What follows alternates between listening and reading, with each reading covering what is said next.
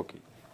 J.P. Cook, Historia de Historiadores en el siglo XIX, Fondo de Cultura Económica, versión española de Ernestina Champurín y Ramón Iglesia, capítulo quinto.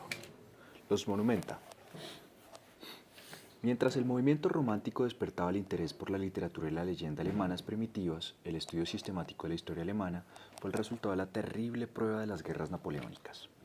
La desunión política y religiosa de Alemania dificultaba a sus habitantes el adquirir conciencia de su unidad. Lessing y Herder, Klopstock y Wieland, Goethe y Schiller se sentían ciudadanos del mundo.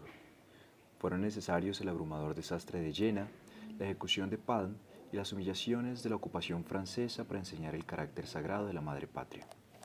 Entre comillas, sacudid todo lo que queráis vuestras cadenas, cierra comillas, había dicho Goethe. Entre comillas, es demasiado fuerte para vosotros, nunca las rompéis, cierra comillas. Entre comillas, Prusia ha muerto, declaró Napoleón. Entre comillas, ha desaparecido del mapa de Europa. Las dos mayores inteligencias de la época se mostraron igualmente ciegas. La generación de Prusia fue una empresa nacional. Stein vino de Nassau, Hardenberg de Scharnhorst de Hannover y Scharnhorst de Hannover, Gneisenau y Fichte de Sajonia, Niebuhr de Schleswig-Holstein. La independencia política y la unidad espiritual se ganaron en la misma terrible lucha. Aunque Alemania tuvo que esperar medio siglo para lograr su unificación, la llama del patriotismo siguió ardiendo, y el principal arquitecto de la liberación se consagró a una nueva tarea del servicio nacional. Primero, durante el siglo XVIII se había dejado sentir intensamente la necesidad de una colección de fuentes de historia medieval, pero todos los planes fracasaron ante la imposibilidad de asegurar la cooperación de los eruditos ante la falta de ayuda económica.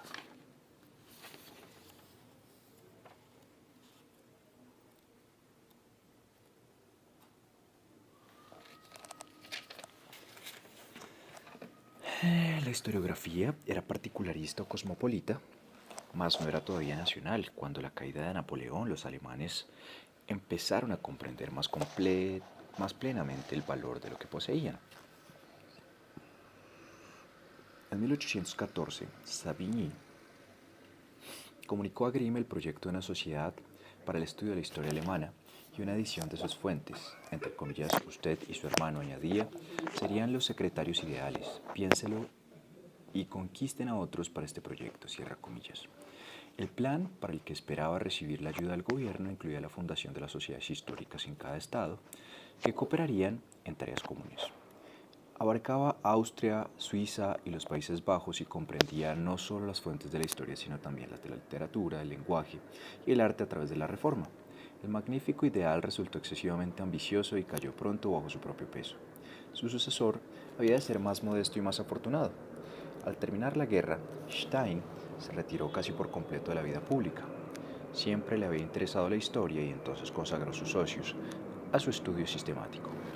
Pronto comprendió la necesidad de una edición crítica de las fuentes y se dio cuenta de que un trabajo semejante serviría a los fines patrióticos no menos que a los de la erudición.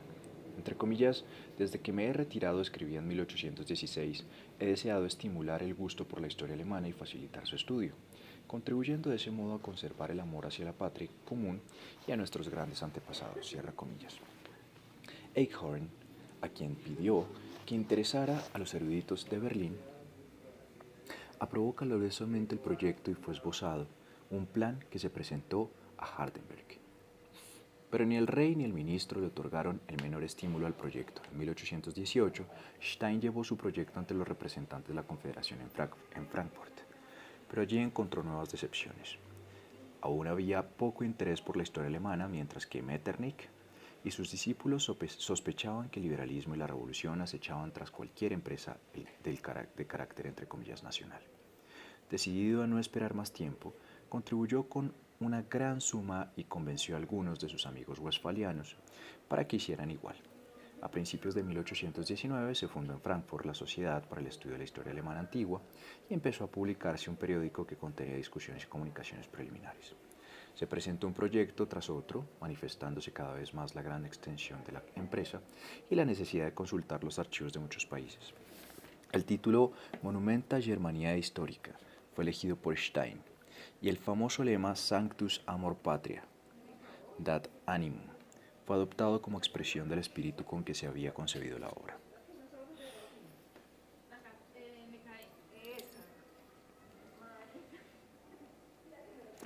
El primer volumen del archivo contenía una larga lista de protectores y colaboradores, incluyendo nombres tan ilustres como los de Eichhorn, Schlosser, Wilken, Dahlmann, Romer, Hiren, Niebuhr, Humboldt, Jacobo Grimm y Goethe. Pero eran escasos los eruditos competentes con cuya ayuda podía contar Stein.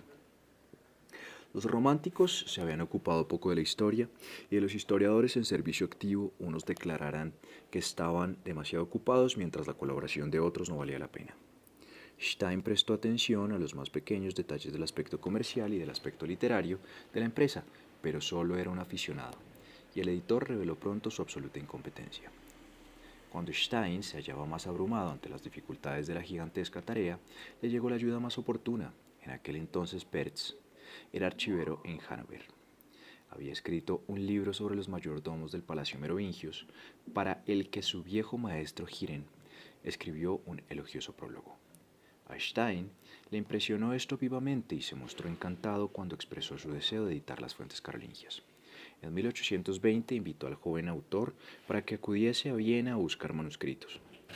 Pertz aceptó la comisión con presteza, lo mismo y de camino visitó a Nassau a su patrono. El veterano estadista y el joven erudito se sintieron fuertemente atraídos el uno hacia el otro y quedó formada la asociación a que tanto debe la historia. Cuando Dumji fue invitado a retirarse en 1822, se confió enseguida a Pertz la dirección de las ediciones.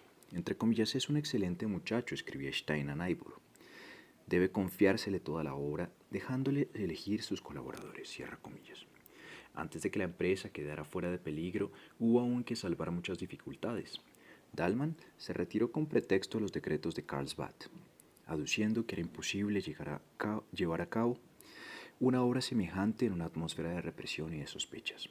Stein se contrarió mucho y habló amargamente entre comillas esos seres irritables y razonables, los eruditos, cierra comillas. Sin embargo, su ira mayor se dirigió contra los gobernantes que obstinadamente le negaban su apoyo. Entre comillas, los gobiernos, escribía, mandan costosas expediciones a Egipto y a Brasil. Se estudian la historia de los faraones, la vida de las gacelas y de los monos, pero no se hace nada por la historia de nuestro pueblo, cierra comillas. Jens dijo a Pertz que el emperador desaprobaba todas las sociedades, incluso las históricas, porque no sabía para qué fin iría a emplearse la historia alemana. Sin embargo, se vencieron estas dificultades y en 1824 se publicó el plan definitivo de la obra.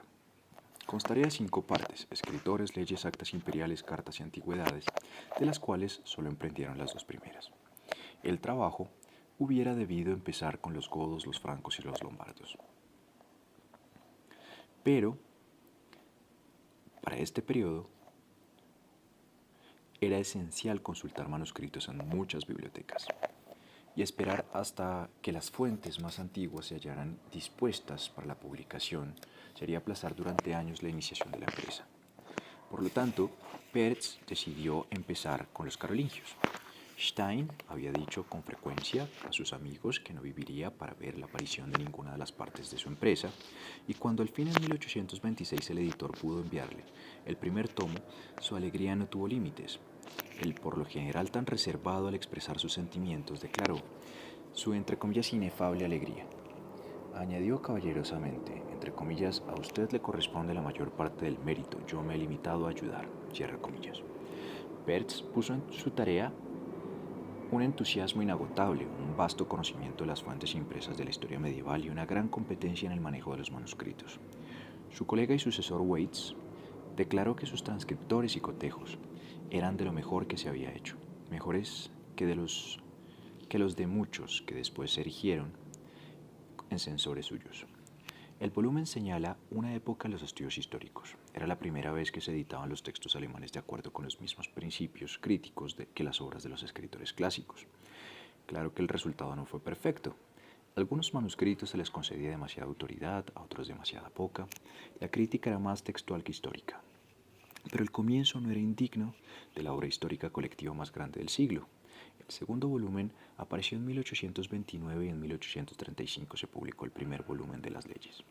Cuando Pertz renunció a la dirección, después de medio siglo pudo contemplar 25 majestuosos folios que abarcaban los escritores desde las carolingios hasta el interregno, y una colección casi completa de las leyes, cada uno de los cuales casi era obra suya. Solo quienes conocen la deplorable condición en que se hallaban entonces los anales nacionales imperfecta e incompletamente impresos en distintos libros pueden darse cuenta del inmenso progreso que representa la colección y la ordenación crítica de todas las fuentes. Aunque su edición de las leyes y las capitulares era radicalmente imperfecta, el trabajo de toda su vida hizo posible el estudio crítico de la historia medieval. El mayor elogio recibido por los Monumenta lo formuló Ranke al decir, entre comillas, sin su gran obra nunca hubiera yo podido atraer hacia estos estudios un círculo de hombres y jóvenes. Cierra comillas. El gran estadista cuya iniciativa se debió a la obra y sin cuyo enérgico apoyo nunca se hubiese realizado, murió en 1831. Siguió el resurgimiento de los estudios históricos con viva satisfacción, acogió calurosamente los Hohenstaufen de Raumer y los emperadores de Franconia de Stenzel, como trabajos de erudición patriótica, y predijo la supremacía de Ranke. Biomer no pecó de adulador cuando dijo que Stein no conocía la historia conocía la historia mejor que muchos de sus profesores.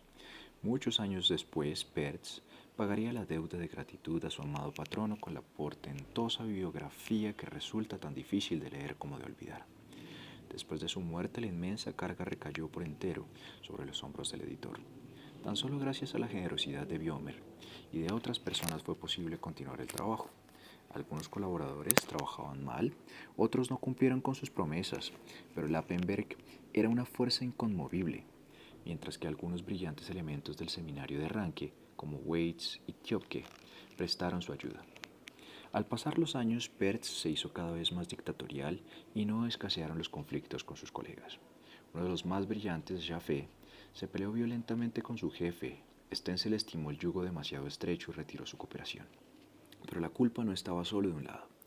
Waits confesó después de su muerte que había trabajado en armonía, y en una locución necrológica Ranke declaró que siempre se había abstenido de unirse al clamor general que olvidaba sus virtudes por sus errores.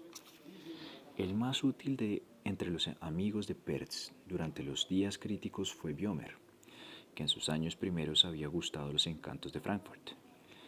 El instintivo amor a su ciudad y a las tradiciones de que era la muestra se intensificó al ver por sus calles al invasor francés. Entre comillas, el viejo Frankfurt, escribió más tarde, fue mi primer amor. En mis años escolares solía vagar por la ciudad contemplando los viejos edificios. En Napoleón y sus secuaces vi la encarnación del diablo, cierra comillas. Estudiando jurisprudencia en Göttingen, llegó a sentir una profunda repugnancia por el derecho romano y sostuvo que el pueblo alemán había sido estropeado por los juristas romanos. Su devoción por la Edad Media aumentó con los escritos de Johannes Müller, a quien calificó como el más grande de los historiadores alemanes. Como Goethe, fue uno de los primeros admiradores de la colección Boissier.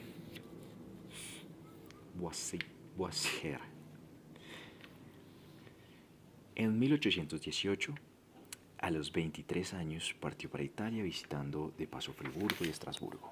Entre comillas, nadie escribía me convencerá nunca de que la Edad Media creó tales obras. Fue una época de barbarie, cierra comillas. Más tarde solía decir que nadie podría comprender el trabajo que había costado convencer a la gente de la belleza, la arquitectura y la pintura primitiva en Alemania. Se hizo amigo de Grimm, Hagen y Uhlen y otros germanistas, y mediante Brentano entró en el círculo de católicos que trabajaban por el resurgimiento de la vida religiosa. Aunque eran nominalmente protestantes, sus simpatías históricas y estéticas iban hacia el catolicismo. Biomer declaró que no se sentía atraído hacia la historia por curiosidad, ambición ni diletantismo. abre comillas, era el amor a la madre patria, la convicción de que el conocimiento del pasado sería instructivo para el presente, la esperanza de que la verdad condujese al bien, cierra comillas. En su disertación necrológica, Döllinger afirmó que era el más puro patriota, el alma más alemana que había conocido. Abre comillas, todo su ser estaba en el pensamiento de la patria alemana, en su trabajo por su honor y prosperidad, cierra comillas. Empezaba a estudiar los orígenes medievales cuando su camino se vio trazado por un encuentro con Stein en 1823. Abre comillas, a él le debo por entero el haber colaborado con los estudios patrióticos, cierra comillas. Ayudó a Pertz en sus planes, fue secretario y tesorero de la sociedad y emprendió muchos viajes en busca de materiales. Su ideal era Mabillon, un hombre por igual sabio y piadoso, autor no de presuntuosas narraciones, sino de colecciones sobre las que podía edificarse un verdadero conocimiento de la Edad Media. Abre comillas, por el pueblo y por la patria escribió en 1829 es el lema de mi vida, cierra comillas. Con este espíritu de devoción nacional empezó las actas imperiales, entre comillas escritas por quienes sabían la verdad, su veracidad casi nunca es dudosa, cierra comillas. Reflejan toda la variedad de las relaciones políticas y jurídicas, y su luz ilumina periodos donde falla la crónica e incluso la leyenda. Decidió no esperar para que se encontrara tiempo y dinero para la obra emprendida y en 1831 publicó el primer volumen de los Regesta. Sintió mucho que Stein, entre comillas mi paternal amigo, quizás el último gran alemán de los viejos tiempos, cierra comillas, no hubiera vivido para verlo. Recibió una calurosa acogida y Grimm lo saludó como una de las obras más importantes de la literatura histórica alemana. Las personalidades de los emperadores se hicieron extrañamente reales cuando se pudieron seguir sus movimientos y los documentos de la Cancillería Imperial pudieron entonces estudiarse relacionándolos con el lugar y las circunstancias de su composición. Arnim había comparado el mundo antiguo con una ciudad sumergida bajo las olas, con sus cimientos aún en pie, sus viejas calles y las plazas aún visibles, entre las cuales podían rescatarse muchos valiosos tesoros. Con este fin, Biomer decidió publicar colecciones económicas y manejables de todo material raro, importante o nuevo, con una caracterización de cada pieza. Declaró que podría formarse con esos originales un cuadro mucho más vivo que con todas las obras modernas juntas. El primer tomo de las Fontes Rerum Germanicarum, que apareció en 1843, estaba en su mayor parte dedicado a Luis de Baviera, el segundo al siglo XIII, el tercero al XII. Se publicaron con la esperanza de que pudieran ser utilizados por los profesores en las escuelas y de que estimularan la conciencia histórica de Alemania. Abre comillas, conocer lo que ha sido y ya no es, comprobar cuánto de lo que tiene raíces en el pasado se mantiene aún en pie, es lo que me parece el principio y la condición de toda cultura elevada. Es de primordial importancia para un pueblo que quiere levantarse no mediante la continuación de los últimos siglos de decadencia, sino ligándose a los primeros tiempos de grandeza y poder, cierra comillas. Insistió en que cada estado y provincia formase una sociedad histórica y se mostró encantado cuando el Bajo Rin abrió la marcha. En 1844 publicó el primer volumen de los Regesta, que era en realidad una obra nueva. Los documentos eran muchos más y los extractos más completos, añadiéndose breves ensayos sobre cada gobernante. Giesebrecht declaró que tenía el mérito eterno de haber revelado el corazón de la historia del imperio y que sus obras hacían época tanto como los Monumenta. El valor de sus servicios fue calurosamente reconocido por eruditos tales como Lappenberg y Stielin. En Alemania, Kopp y Schmel, más allá de sus fronteras. Willard Brejoles declaró que su extensa obra sobre Federico II no podría haberse compilado si Biomer no hubiese abierto el camino. Aunque Biomer no escribió nunca historia narrativa, jamás ocultó sus puntos de vista. Estaba igualmente convencido de que la falta de religión era el mayor mal de su tiempo y de que el protestantismo resultaba incapaz de reconstruir la sociedad sobre una base cristiana. Soñaba con una iglesia unida y visible. Brentano dijo de su amigo, abre comillas, es más católico que yo, cierra comillas. Declaró que la reforma era la gran desgracia de la nación alemana y nunca le perdonó que sometiera a la iglesia al Estado.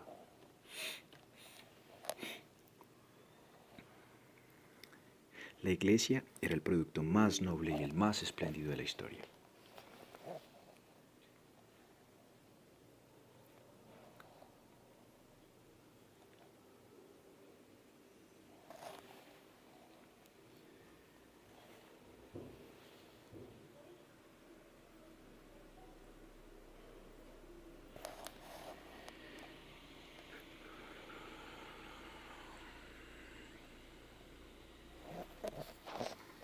En el conflicto entre el imperio y el papado estaba al lado del último. Abre comillas, no puedo soportar los juicios despreciativos sobre instituciones venerables, la disminución de la iglesia y de su sagrada actividad, cierra comillas. Dejó dinero para que se hiciera obra histórica, entre comillas, en un sentido católico romano. Durante su última enfermedad declaró, abre comillas, siempre considerado a la iglesia como la madre a quien debemos lo mejor que poseemos. Ojalá recobre su perdido poder sobre la mente humana, cierra comillas. Ranke criticó a esta alma ardiente con su cortesía habitual cuando dijo que la convicción de Biomer acerca de la grandeza de la antigua jerarquía iba más allá de las exigencias del reconocimiento histórico.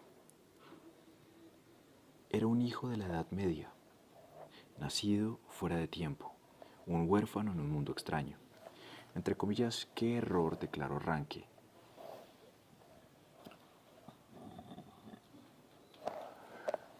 Hablando a la vez como cristiano y como historiador, qué error creer que cierto periodo ha sido especialmente favorecido por Dios, cierra comillas. Biomer fue una de las personalidades más originales entre los historiadores del siglo XIX. Sus opiniones respecto a los hombres y las instituciones eran parciales, su técnica radicalmente imperfecta, y los Reyesta tuvieron que ser editados de nuevo por Ficker y sus discípulos. Pero figura con Stein y Pertz entre los héroes de los Monumenta.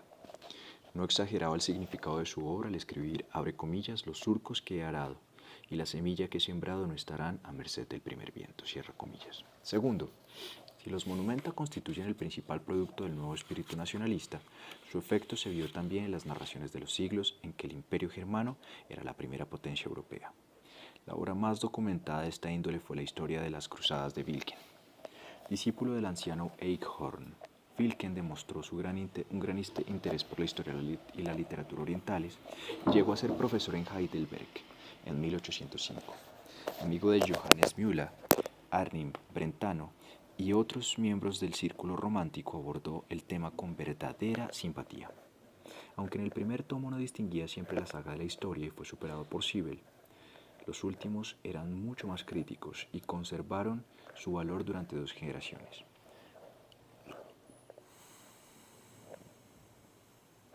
La obra se apoya en un concienzudo conocimiento de las fuentes orientales y presentaba el primer cuadro completo y fidedigno de un importante capítulo de la historia europea.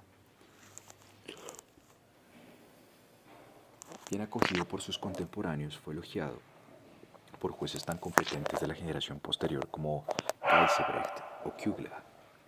Se le dispensó un elogio aún más grande en 1880 cuando Riohricht declaró que el mundo de la ciencia coincidía en su opinión acerca de la obra y que una parte del libro no había sido superada aún. Ningún escritor tomó parte más activa en fomentar el nuevo interés hacia la historia nacional que Luden, a quienes Johannes Müller llamó su hijo adoptivo. En 1808, un año después de que Fichte pronunciara sus alocuciones a la nación alemana, habló en Jena sobre el estudio de la historia nacional. Abre comillas, no solo estaba lleno del auditorium, declaró, sino también la antesala, la escalera y el patio. Quisiera que nosotros los alemanes estudiáramos como hijos la vida de nuestros amados padres, dominados por el sagrado recuerdo de la patria. En estos días, ¿qué puede estimularnos y consolarnos más que la vuelta a los felices y viejos tiempos en que el árbol hoy troncado se erguía altivo y orgulloso? ¿Qué puede fortalecernos en la virtud y la acción más que el ejemplo de nuestros padres? El espíritu mismo del naciente nacionalismo alemán alienta estas cálidas palabras. Si el presente era sombrío, el pasado brillaba con seguro esplendor. La suerte de la historia alemana reside en que los alemanes nunca descendieron al nivel de esa que es la vergüenza de otros pueblos, sino que siempre marcharon hacia adelante con poderoso esfuerzo en busca de lo que consideraban el verdadero valor del género humano. Su carácter no ha cambiado nunca, cierra comillas. La obra principal de Luden fue su Historia del pueblo alemán, publicada en 12 volúmenes entre 1825 y 1837. Abre comillas, el tiempo de la indiferencia hacia la historia alemana ha pasado, declara en el prólogo. Hace una generación, la Edad Media parecía una noche oscura débilmente iluminada por una pálida luz nórdica.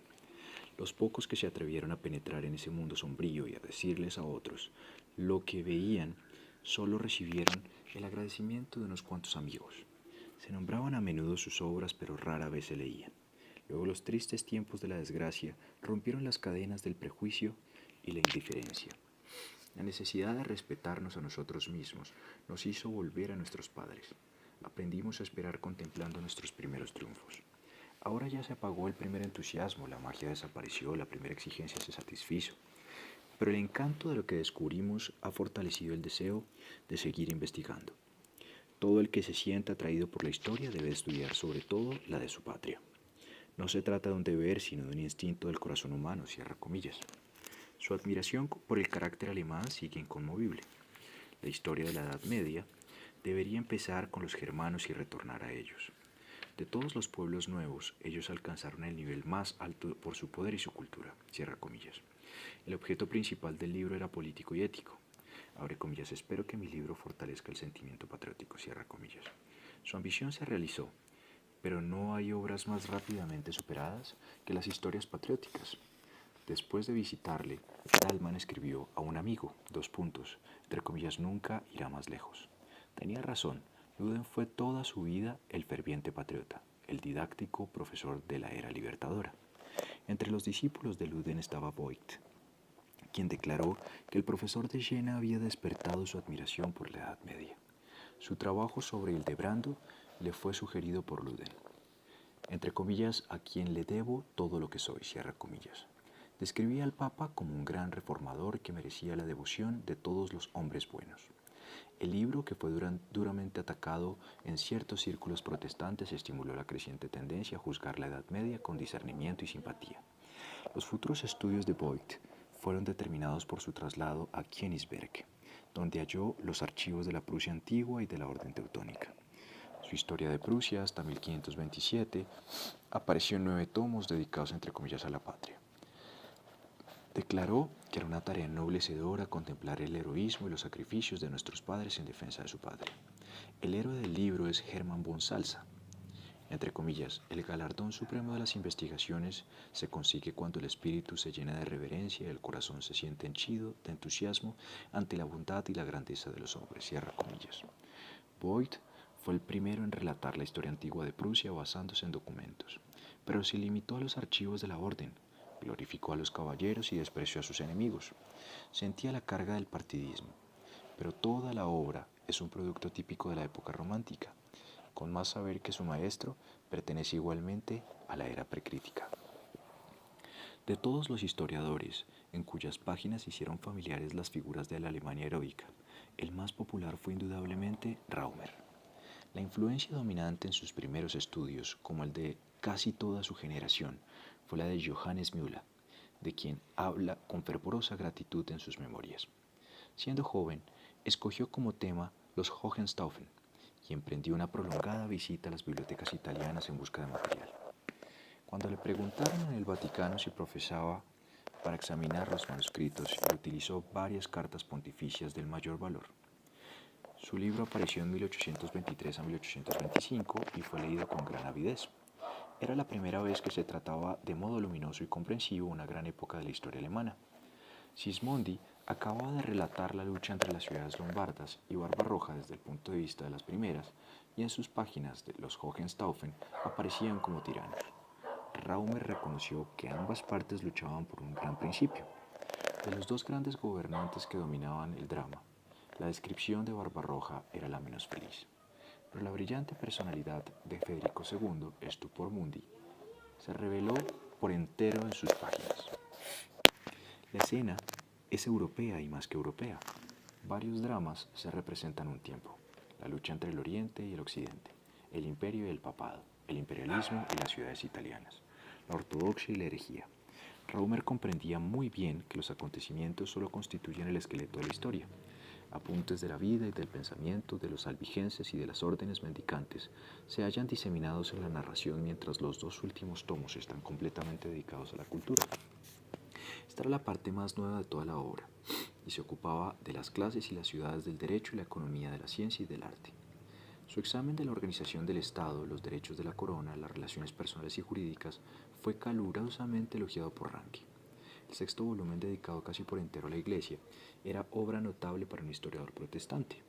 Un grave defecto impidió que los Hohenstaufen, a pesar de sus relevantes méritos, ocuparan un lugar entre las historias que sobreviven a sus autores.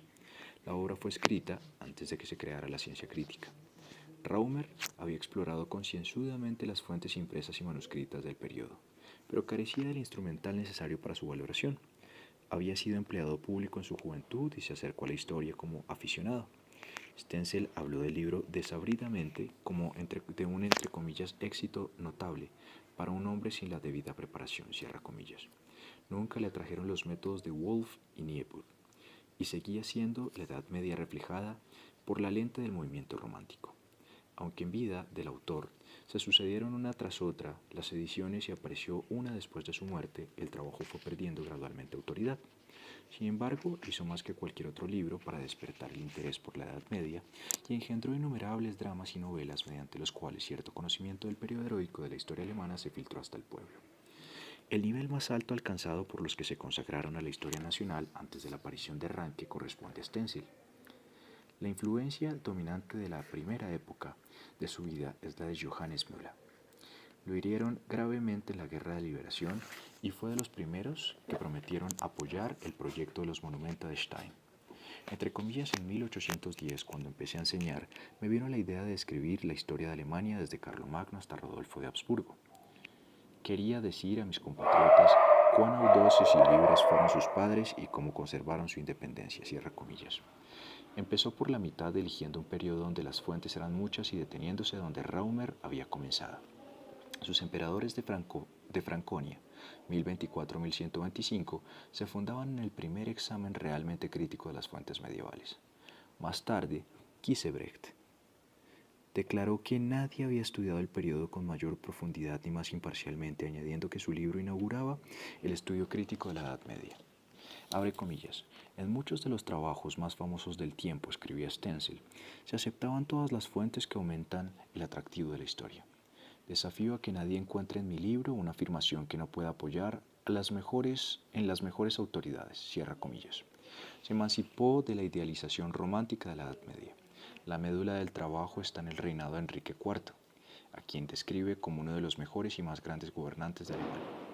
A diferencia de su amigo Voigt, sostiene que el deseo de Hildebrando de reformar la Iglesia fue continuamente oscurecido por su loca ambición de dominar el mundo.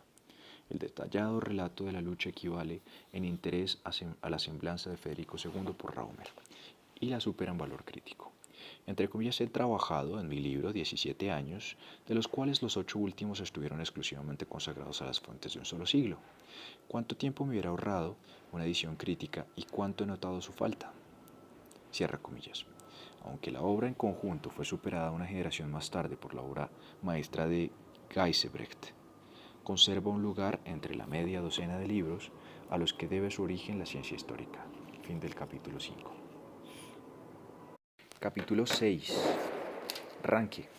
Primero, mientras la escuela del nacionalismo romántico seguía en auge, se introdujo un nuevo espíritu en la teoría y la práctica de la historia. Nacido en 1795, Ranke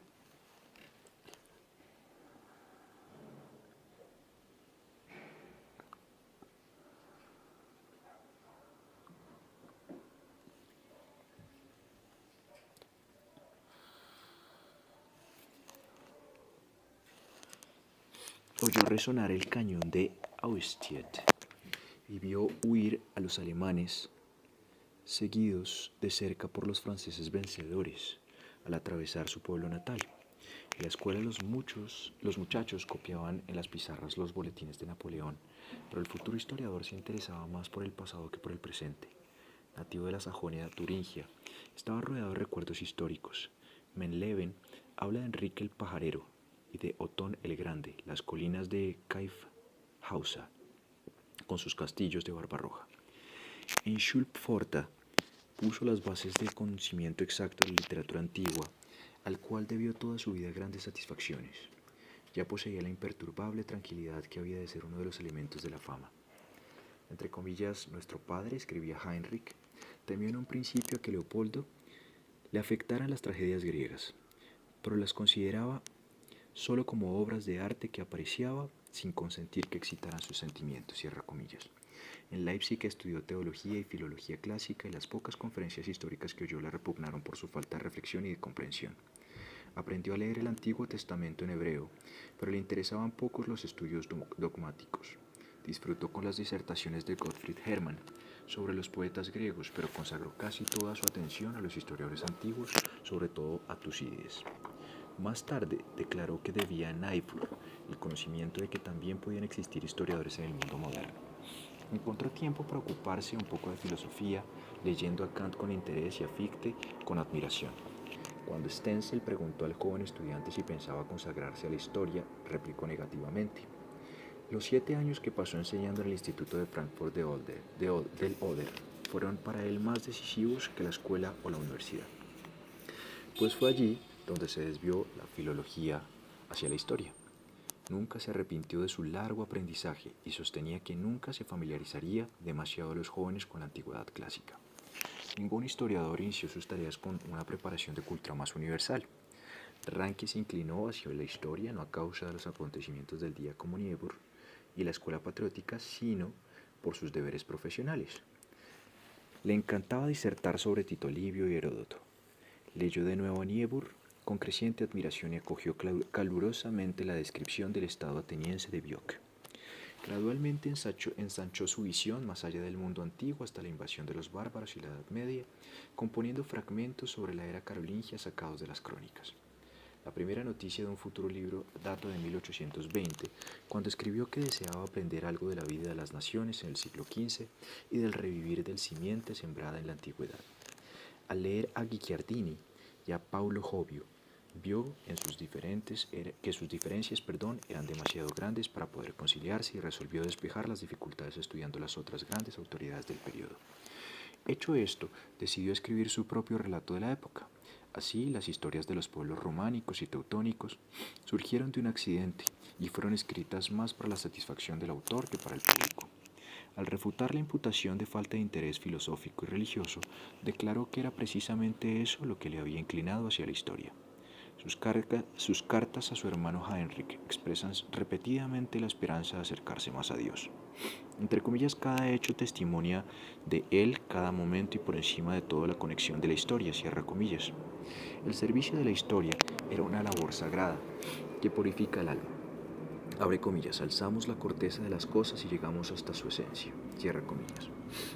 Esta esencia era la personalidad humana revelada en la acción, el dolor y el esfuerzo.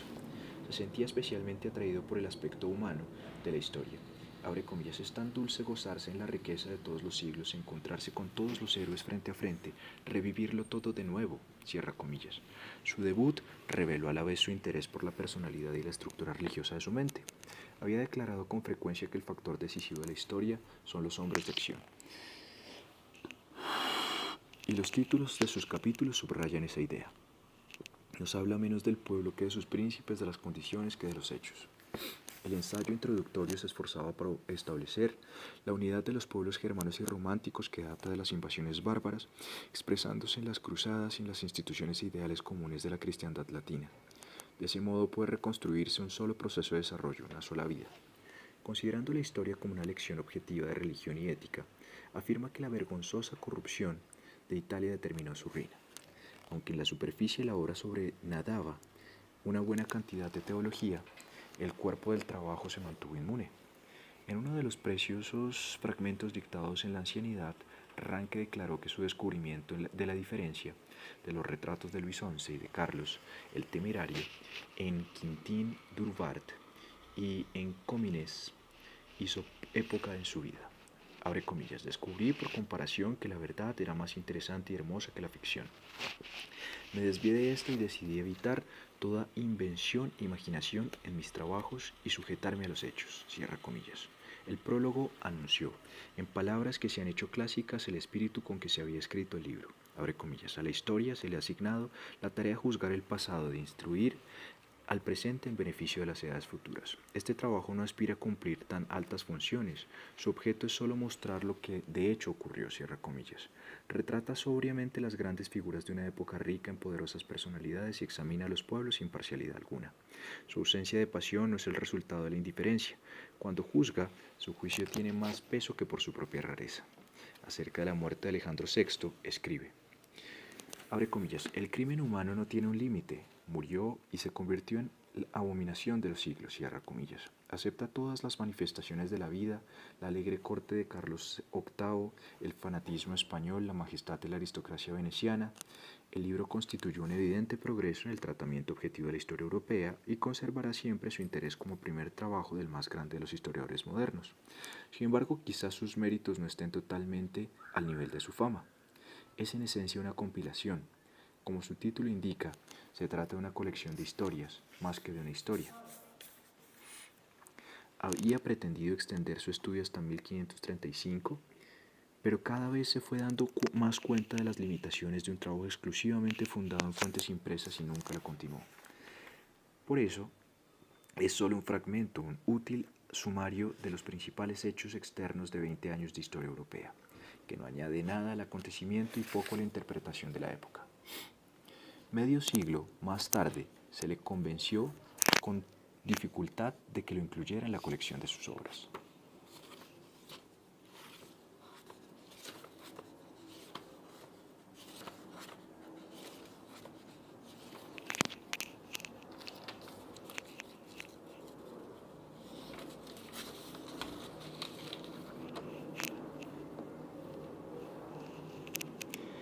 Si el principio de la era crítica de la historiografía se suele fechar en la publicación de la primera obra de Ranke en 1824, ello se debe más bien al apéndice técnico que a la narración. En esta famosa discusión de sus fuentes es el primero que aplicó a la historia moderna los principios de Niebuhr. No había nada nuevo en sus máximas de que el testigo más cercano de un acontecimiento era el mejor y las cartas de los actores de más valor que las anécdotas del cronista. La novedad de su método residía en su empeño en captar la personalidad del escritor y en averiguar de dónde procedía su información. Abre comillas, algunos copian a los antiguos, otros buscan enseñanzas para el futuro, algunos atacan o defienden, otros solo desean consignar los hechos. Cada uno ha de estudiarse por separado, cierra comillas. Aplicando este método, el crítico obtuvo sorprendentes resultados. Declaró que Guicciardini era totalmente indigno de su fama. Mucho de su material estaba copiado por otros libros, mucho era falso, mucho dudoso, inventaba los discursos, alteraba los tratados, desfiguraba hechos importantes. Ranke admira su fino instinto político, su visión universal, su libertad de prejuicios eclesiásticos, pero le niega casi todas las virtudes del historiador. Siguió este en interés de la discusión sobre Maquiavelo, cuyo príncipe era una receta para aquellos tiempos, prescribiéndoles veneno solo porque se hallaba fuera de quicio. El análisis de la vida y el carácter de los dos grandes florentinos inauguraba el estudio serio de sus escritos históricos, y la disección de las autoridades menores permitió por primera vez a los historiadores futuros el utilizarlos con discernimiento. Nunca se cansaba de expresar su gratitud a Niebuhr, cuyo busto ocupaba un puesto de honor en su despacho, pero en su vejez declaró que al escribir sus disquisiciones críticas no había pensado en Niebuhr ni en ningún otro. Entre comillas, mi sistema surgió de una especie de necesidad por sí mismo, cierra comillas. La obra del desconocido profesor de Frankfurt recibió una acogida de lo más favorable. La única crítica hostil fue la de Leo, que menospreció sus conocimientos, su filosofía y su estilo. Ranke se daba perfecta cuenta de las imperfecciones de su libro y en el prólogo sugería que podría parecer duro, inconexo e incoloro. Pero sus méritos eran evidentes y se vieron recompensados por un llamamiento a Berlín. Abre comillas, es como si al fin se abriera la puerta de mi verdadera vida, como si al fin pudiera desplegar mis alas, cierra comillas, escribió. Pero, aunque la universidad se hallaba entonces en pleno auge, no había en ella ningún gran erudito que reivindicara los derechos de la historia moderna. Ranke era solo profesor extraordinario y daba sus conferencias ante un público reducido. Sin embargo, la amistad de Savigny y el Salón de Rael y Varnhagen le abrieron un nuevo mundo. El místico Schubert trazó un encantador retrato del joven profesor en esos momentos, alegre, vivo, radiante, un delicioso compañero. El historiador atribuyó más tarde el estilo cada vez más pulido de sus escritos a su amistad con las mujeres intelectuales de Berlín. Pero lo que constituía su mayor placer eran las inagotables posibilidades de los archivos. Entre sus tesoros se hallaban numerosos volúmenes con las relaciones de los embajadores venecianos en el segundo cuarto del siglo XVI. Vio enseguida que estos y otros manuscritos le señalaban el camino de estudios mucho más serios que los que habían servido para su primer libro. Su encuentro con los informes venecianos señala una época en su vida, pues le revelaron de un golpe que la historia de la Europa moderna debe volverse a escribir a la luz de datos nuevos y contemporáneos. Le abrieron un manantial de inagotable fecundidad gracias al cual podía resucitar las escenas y los actores de 3 siglos. Finalmente confirmaron su costumbre de escribir historia con la imparcialidad de un espectador y tomó de los diplomáticos de la República algo de su reserva y el fino matiz de sus juicios. Con ayuda de los informes venecianos, el joven profesor compuso pronto su obra, Los otomanos y la monarquía española de los siglos XVI y XVII, designado como el pionero de una serie de trabajos con el título general de Príncipes y Pueblos de la Europa del Sur. Como su predecesor, el nuevo trabajo contenía una galería de retratos de gobernantes y estadistas, pero el autor emprende ahora un estudio de las circunstancias como escenario de los acontecimientos. Aunque consagra a Turquía menos de 100 páginas, el sistema otomano militar y civil destaca en líneas atrevidas. La constitución, el comercio, la hacienda y la administración del imperio español en el antiguo y en el nuevo mundo están descritos con mayor detalle. Pero el reconocimiento y examen de las circunstancias no disminuyen su sentido y la importancia de la personalidad. En Turquía muestra cómo todo dependía de los sultanes y describe con cuidado sus distintos caracteres. En España afirma que los príncipes eran el resorte principal de la vasta maquinaria y achaca la decadencia al siglo XVII en gran parte a la degeneración de la dinastía. Uno de los méritos del libro consiste en haber ofrecido el primer retrato inteligible de Felipe II.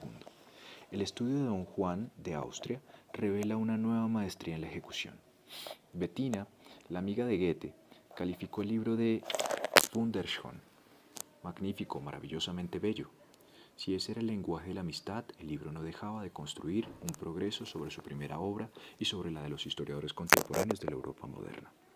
Así como las naciones latinas y teutónicas le procuraron la llamada a Berlín, los príncipes y pueblos le consiguieron el supremo privilegio de un subsidio para viajes.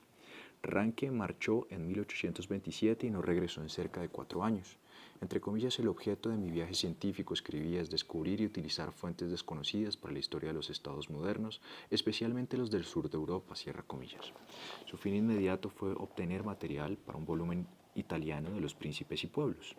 Pero antes de llegar a Italia, había de verse arrastrado durante cierto tiempo hacia un mundo nuevo y casi desconocido. Durante su año de residencia en Viena conoció a los eruditos que se esforzaban por estimular la cultura eslava entre ellos el archivero Kopitar y su amigo Vuk Stefanovic, que después de tomar parte en la revolución había abandonado su país natal, Serbia, al ser restaurado allí el poder turco. La colección de Vuk de canciones populares serbias había atraído el interés de Jacobo Grimm, que tradujo una selección de ellas, y el de Goethe, que les consagró un ensayo. Ranke se interesaba ya por el cercano oriente y se inició con empeño en los problemas y los intereses del mundo eslavo. La historia de las revoluciones en Serbia fue escrita en Viena, en el prólogo a la tercera edición, publicada en 1879, declara que el trabajo se basa en un esquema de Vuk que fue verificado examinando personalmente a los testigos utilizados por aquel. Un detallado estudio de las costumbres, la religión y la poesía explicó cómo los serbios habían sobrevivido a tantos siglos de sujeción. La narración terminaba con la rebelión de Miloš Obrenović y los comienzos de un orden político. En ediciones posteriores la historia fue puesta al día, enriqueciéndose con más amplio estudio. Aunque no era liberal, Ranke se hallaba profundamente convencido de la incapacidad de los turcos para gobernar pueblos cristianos y veía con simpatía los esfuerzos de estos para derribar su yugo. El libro roturaba un campo virgen. Ningún erudito teutón se hallaba en situación de juzgar la obra, pero su fuerza era inequívoca. Abre comillas, este libro, escribió Naibur Apertes, su editor, es la mejor historia contemporánea que poseemos. Ranke se ha librado de todo lo que molestaba en su manera inicial, cierra comillas. Goethe, a quien el autor mandó un ejemplar, no se mostró menos complacido y expresó el deseo de saber algo más acerca del autor. Aunque no es uno de sus trabajos más elogiados y aunque peque por ser demasiado color de rosa, era una auténtica aportación al conocimiento y en su forma ampliada, aunque sigue siendo una guía indispensable a través de uno de los capítulos menos conocidos de la historia moderna. La estancia de Ranke en Viena le puso en contacto con otra serie de influencias que tuvieron una importancia perdurable en el desarrollo de su pensamiento y de su mente. Antes de ir a Berlín, había prestado poca atención a la política.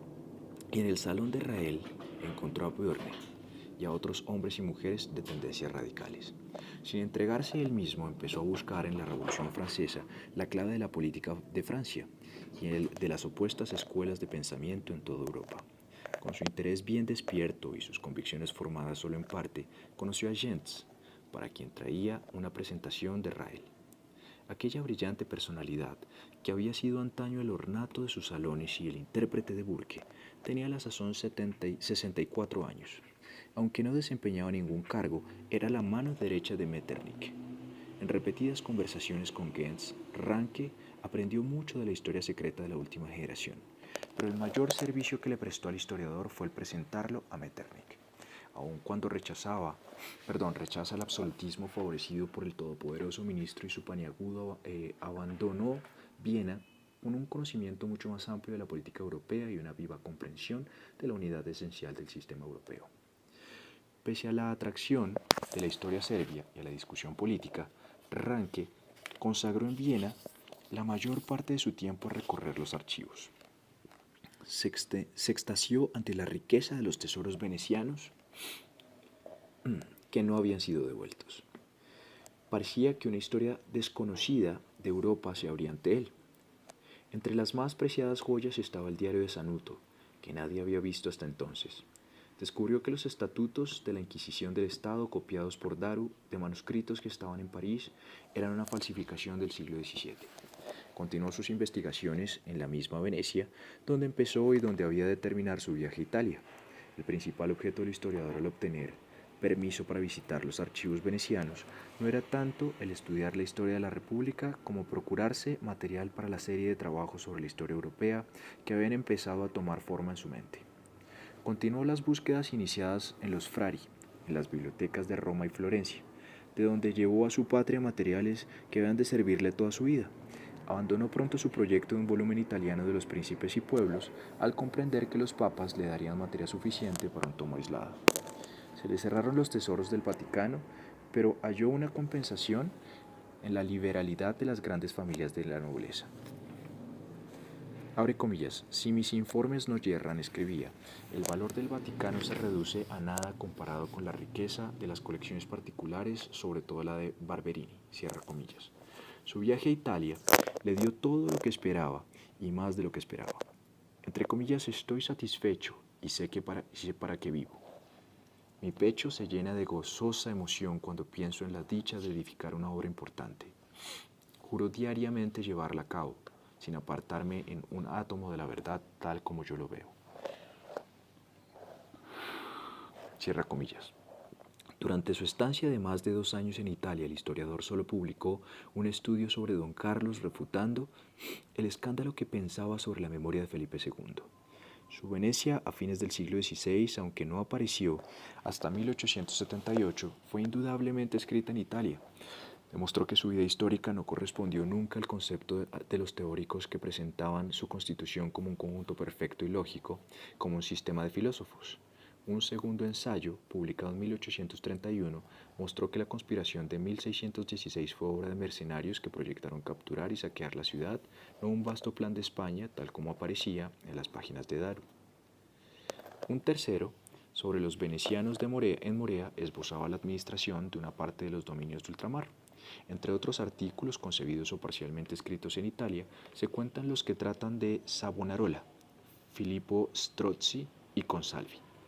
El viaje a Italia ocupa un lugar tan importante en la vida de Ranke como en la de Goethe. Observó más tarde que no había pensado ni estudiado nunca tanto como en aquellos años fecundos. Cruzó los Alpes llevando una visión más honda del desarrollo político de la Europa moderna que la que poseyera nunca ningún otro historiador. Ranke volvió a Berlín decidido a consagrar todas sus energías a la enseñanza y a la composición históricas, pero los primeros años le fueron en gran parte absorbidos por una tarea que no había previsto. La Revolución Francesa de 1830 había dado tan poderoso ímpetu a las ideas democráticas en Alemania que el gobierno prusiano empezó a alarmarse. Berthes, que era un político perspicaz a la vez que un editor afortunado, sugirió al ministro de Relaciones Exteriores la fundación de un periódico para combatir las influencias francesas. Fue probablemente Savigny quien propuso que Ranke emprendiese la obra. Su intención era hacer rumbo hacia un término medio entre el racionalismo y el tradicionalismo. Con este espíritu se lanzó en 1832 la revista Histórico-Política. El director era el colaborador principal, pero Savigny y otros hombres eminentes le ayudaban.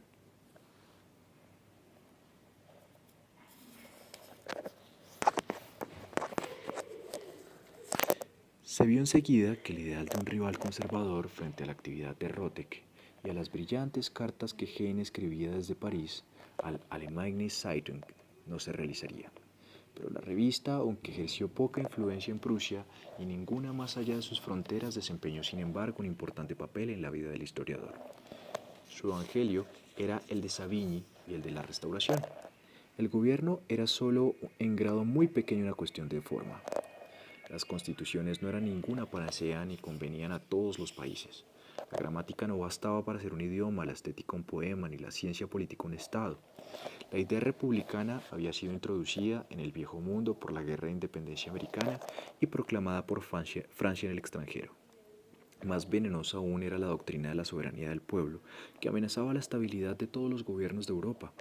Como Niebuhr, creía en la conservación de las instituciones y de los privilegios locales y prefería a los estados a los parlamentos. Estaba satisfecho con el honrado y eficaz gobierno de Prusia, tal como lo conocía. Sus aportaciones históricas a la revista fueron más numerosas y más importantes que las que tenían un carácter propiamente político, pero algunas de ellas daban y estaban destinadas a dar lecciones políticas. El famoso ensayo sobre las grandes potencias expresaba su profunda convicción de la individualidad de los estados y el peligro que constituía el racionalismo nivelador de la Revolución Francesa. Procedió a exponer sus nociones fundamentales acerca del desarrollo de la humanidad. Declaró que la historia no era el caos que parecía a simple vista. Había fuerzas creadoras, energías morales actuantes que le daban valor y significado. Los estados eran entidades intelectuales, creaciones del espíritu humano, pensamientos de Dios. Ningún pueblo podía vivir por sí mismo y el carácter de cada uno solo se desarrollaba en contacto con el todo. La esencia de su mensaje era proclamar el deber que tienen los estados de salvaguardar su individualidad desarrollándose conforme a la orientación de su crecimiento histórico. La revista se extinguió en 1836. Su circulación era demasiado reducida para cubrir gastos y su influencia nula. Ranke no era aficionado a las polémicas ni estaba capacitado para ellas. Su actitud conservadora y su inconmovible oposición a las ideas francesas le hicieron perder a sus amigos liberales. Varnhagen empezó a reproducir las hablillas hostiles en su diario, y Alejandro Humboldt observó que se había pasado a la reacción. Abre comillas, pobre Ranke, escribía Heine, con su brutalidad acostumbrada. Tiene un bonito talento para pintar figurillas históricas y pegarlas juntas, y un alma tan buena, tan infeliz como la de un cordero, cierra comillas. Sin embargo, la revista no era del gusto de los Gerlachs, los Radowitz y otros reaccionarios que rodeaban al Kronprinz. Ranke subestimaba gravemente el valor de las ideas liberales, pero era el discípulo de Burke, no el de Haller, y nunca olvidó la importancia de asociar al pueblo en una forma o en otra a la hora del gobierno. Aunque escribió importantes memorandos para guía de Federico IV y de su sucesor y fue consultado por Maximiliano de Baviera, nunca volvió a tomar parte activa en las controversias políticas de su país. Pudo oírse un último eco de la revista en el discurso inaugural pronunciado en 1836 al ser nombrado profesor ordinario acerca de las relaciones entre la historia y la política. Cada estado poseía su individualidad. Los estadistas deben conocer su estado y su historia, así como un timonel donde conocer no solo el rumbo, sino también la embarcación. Las doctrinas universales de gobierno, caras al siglo XVIII, eran despreciables y peligrosas. Armando con estas doctrinas complementarias de la individualidad de los estados y la unidad de la familia europea, Ranke afrontó entonces la obra principal de su vida, el estudio de las potencias directoras en su desarrollo interno y en sus relaciones recíprocas. Parte 2. Mientras se ocupaba de la revista, Ranke encontró tiempo para escribir un libro que le otorgó un lugar entre los grandes historiadores del mundo. El primer volumen de la historia de los papas apareció en 1834, el segundo y el tercero en 1836. Su fin era mostrar al papado como un factor en el desarrollo de Europa que se transformaba a sí mismo como otros miembros del sistema europeo. Ya no era difícil un estudio objetivo. Abre comillas, ¿qué hay en el momento actual que haga importante para nosotros la historia del poder papal? No sus relaciones con nosotros, puesto que ya no ejerce ninguna influencia especial ni crea en nosotros ningún temor. Ya no puede inspirarnos otro interés que el que resulta del proceso de su historia y de su anterior influencia, cierra comillas. Mantiene esta serenidad de espíritu a través de toda la obra. Profundamente penetrado de la unidad interna de todas las iglesias cristianas, podía contemplar con tolerancia las diferencias externas. Escribe con simpatía y admiración sobre las grandes figuras y los movimientos de la Madre Iglesia. Su naturaleza conciliadora se revela en su relato de los momentos en que la reconciliación parecía estar próxima, y habla con admiración de Contarini y de los pacificadores. Los papas de la Contrarreforma se vuelven humanos y comprensibles. Reconoce con gusto el auténtico sentimiento religioso como en Loyola y en los jesuitas. No era el primer protestante que hablara con simpatía de la Iglesia romana. Johannes Müller había elogiado a la Iglesia de la Edad Media como representante de la libertad intelectual frente al despotismo temporal, y a los románticos había expresado su entusiasmo hacia los santos y los papas. Ranke trataba al papado como un gran fenómeno histórico, sin tener en cuenta las controversias del momento y sin fervor romántico. Este método hizo posible la investigación fructífera de algunos de los periodos más importantes de la historia europea y constituye el primer título del libro de la inmortalidad. La historia de los papas es notable, tanto por su riqueza de información como por su objetividad. El que captase las líneas fundamentales de 3 siglos tan claramente que las investigaciones posteriores hayan hecho poco más que completarlas, se debió no solo al nuevo material que pudo reunir, sino al método crítico aplicado a sus fuentes, impresas y no impresas. Los análisis de Sarpi y de Pallavicini son ejemplos clásicos de su arte. Al acercarse a la vasta compilación del gran veneciano, declara haber sentido una especie de terror. Aunque es difícil de abarcar en cualquier caso, el lector debe ponerse a cada momento en guardia, pues sus principales fuentes son informes que desaparecieron más tarde y veía el papado a la luz de su contienda con la República. La réplica de Pallavicini contenía muchos documentos del Vaticano, pero era más bien una polémica que una historia. La verdad acerca del Concilio de Trento solo podía esclarecerse con documentos contemporáneos, la mayoría de los cuales no habían sido visto nunca. Armado de un juicio sereno y de un conocimiento crítico de las fuentes, Ranke inició su relato.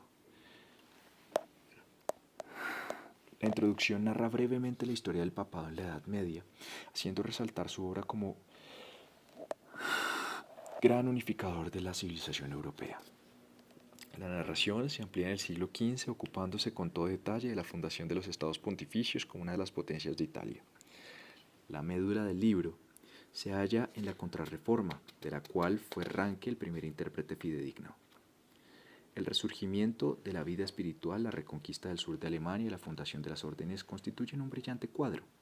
Hay algo épico en la gran lucha en que una nueva raza de gobernantes que suceden a los pecadores y frívolos del Renacimiento hace retroceder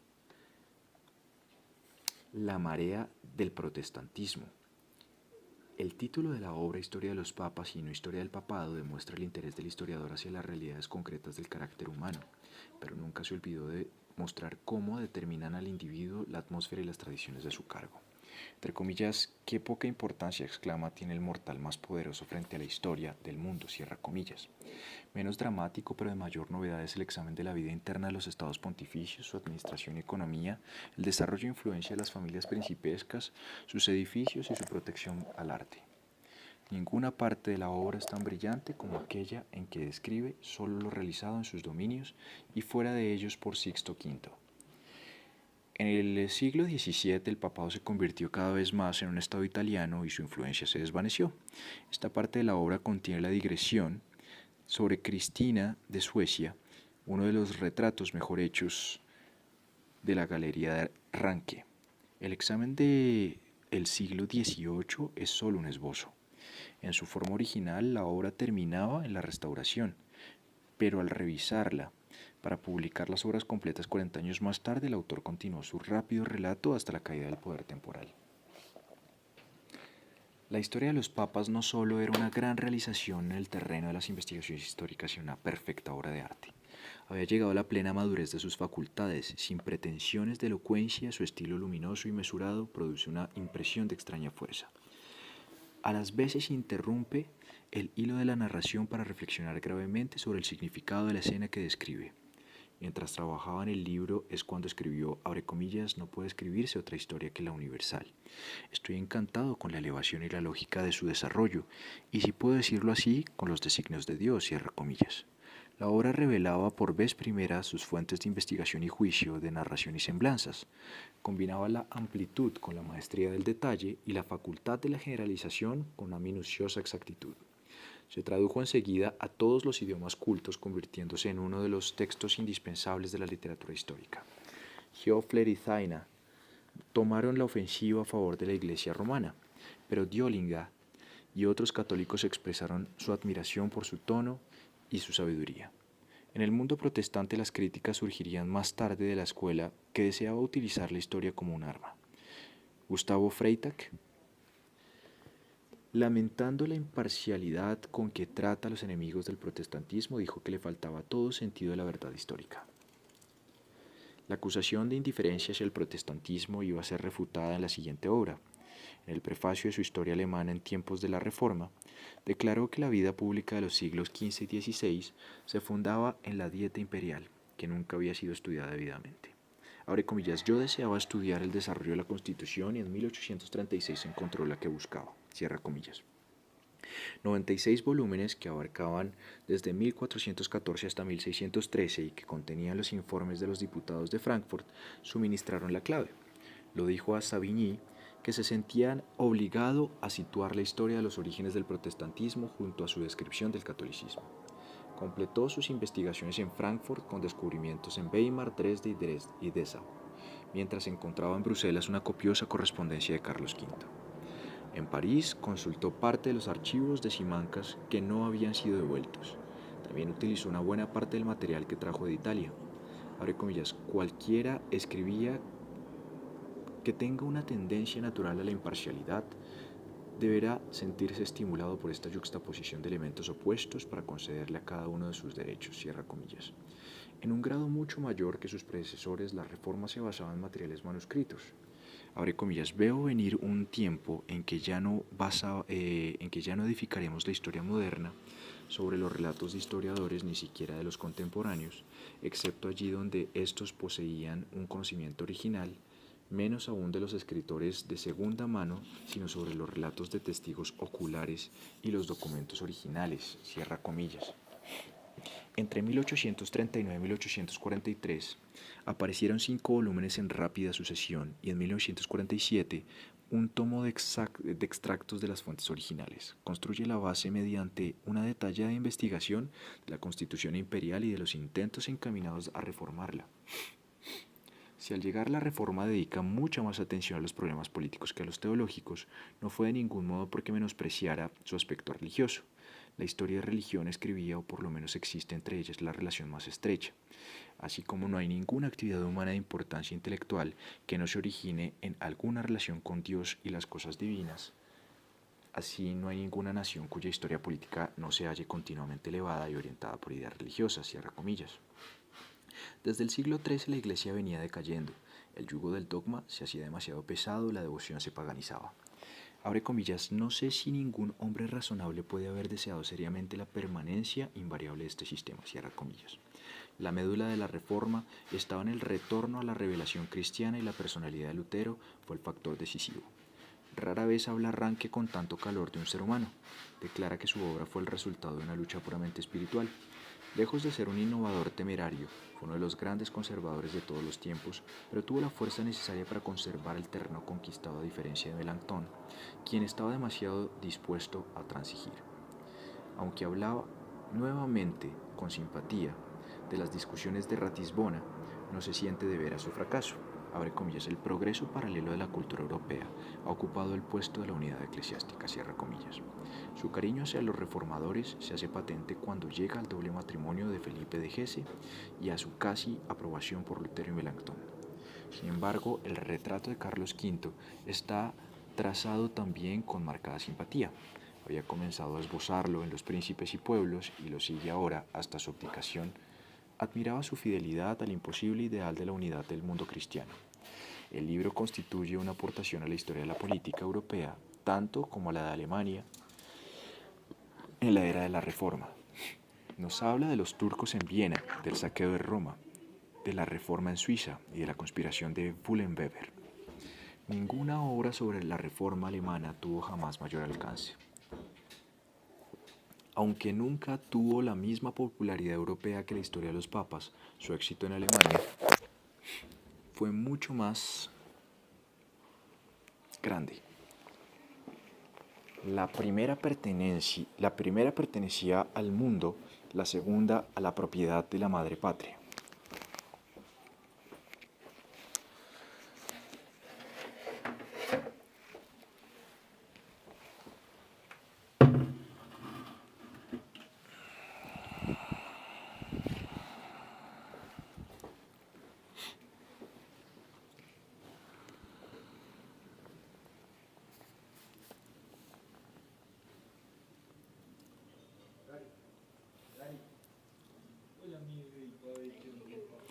Dove comparó muy bien su situación como obra nacional a la de la historia de Macaulay.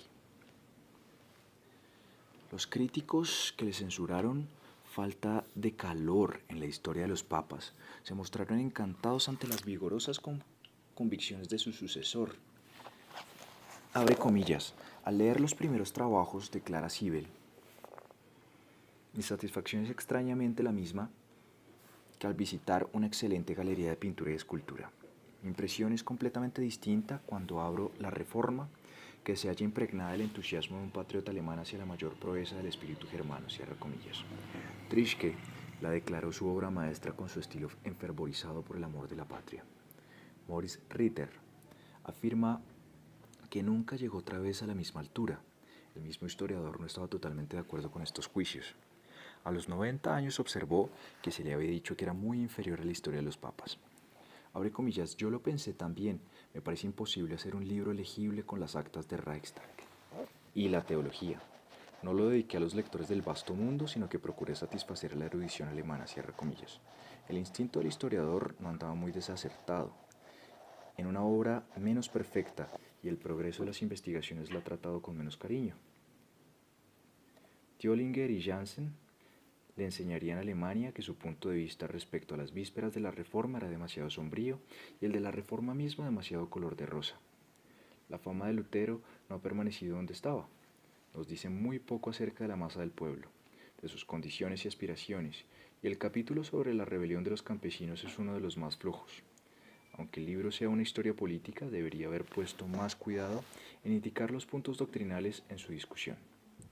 Excepto un debate sobre la justificación por la fe con ocasión de una sesión de Concilio de Trento y las controversias de Flacius y Major.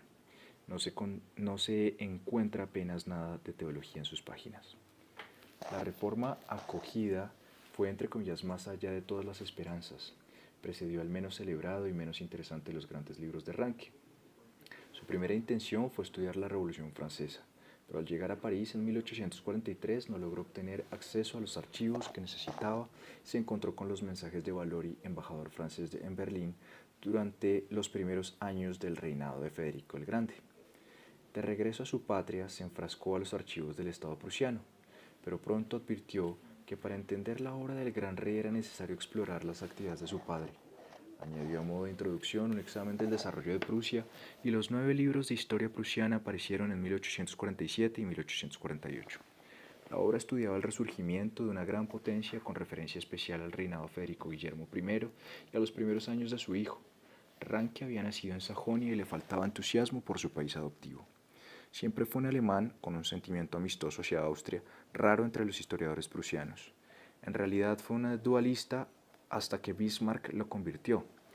La frialdad del tono impresionó y aún impresiona a todos los lectores. Al rey de Prusia le disgustaron los 2 primeros volúmenes, pero aprobó el tercero. Es un relato prosaico, incoloro, que carece de encanto y hasta de movimiento, pero aunque nunca conoció el favor popular poseía sólidos méritos. Como historiador prusiano, fue el primero al que se le autorizó para utilizar los documentos del Estado que no se le facilitaron a Preus.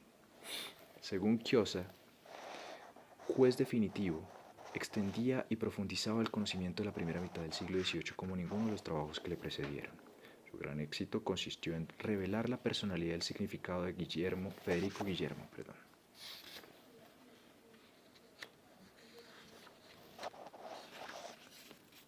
Dejando a un lado las hablillas de Guillermina, presentaba al rey como fundador de la máquina de la administración prusiana. En su estudio de Federico el Grande, que concluía en 1748, no revelaba hostilidad hacia Austria. Se niega a discutir la cuestión legal de los derechos sobre Silesia, añadiendo estas curiosas palabras, abre comillas, felizmente esta no es tarea que corresponda al historiador, cierra comillas. Reconoce plenamente el particularismo de Prusia y no halla traza en la política nacional que Droysen iba a concederle más tarde. No contenía menos material inédito que la Reforma, pero la impresión que deja el libro está carente de vida. Es una narración casi puramente política. El cuadro de la Aufklärung es de una singular deficiencia.